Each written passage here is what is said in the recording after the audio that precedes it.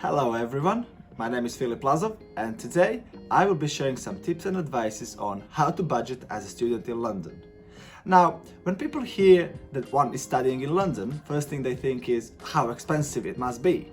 Well, in actuality, from my point of view, it's all about being good in budgeting. This will be a little digression, but for example, if you go to my country, which is Croatia, for those who are watching for the first time, you would be surprised to see that prices are 2 times the prices in London, while the wages are 3 times lower than in London. So you can imagine the struggle. Anyways, back to our topic. The most important thing, from my perspective, is to be aware of the funds you have at your disposal, so that you can be organized and realistic. How I like to start then is by making a list of essentials, things that I could not make it to the end of the academic year without.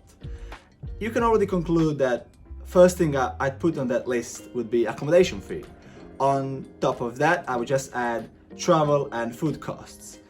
But I'm aware obviously that each of us have different needs, therefore our essential list will differ. In my case, as a young parent, I have that additional cost of parenting, but as I'm living with my partner, everything gets easier because we share everything. The point in all this is to start thinking what is necessity and what is luxury to you as a student.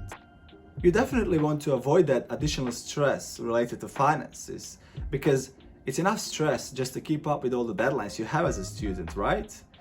So once you've finished your essential list, you can move on to the next list, which I like to call leisure list.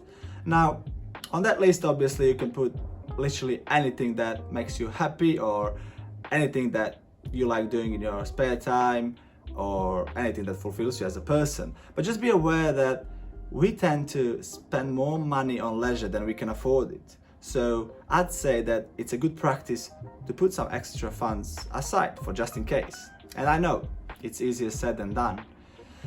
And the final piece of advice I'd like to share with you today is work smart, not hard. Meaning, obviously, as students, we have a lot of support, such as loans, scholarships, discounts, etc., etc. So just make sure you use all of it while you can, and it will make your life easier and it will make your experience as a student as pleasant as possible. Thank you for watching, and until the next time.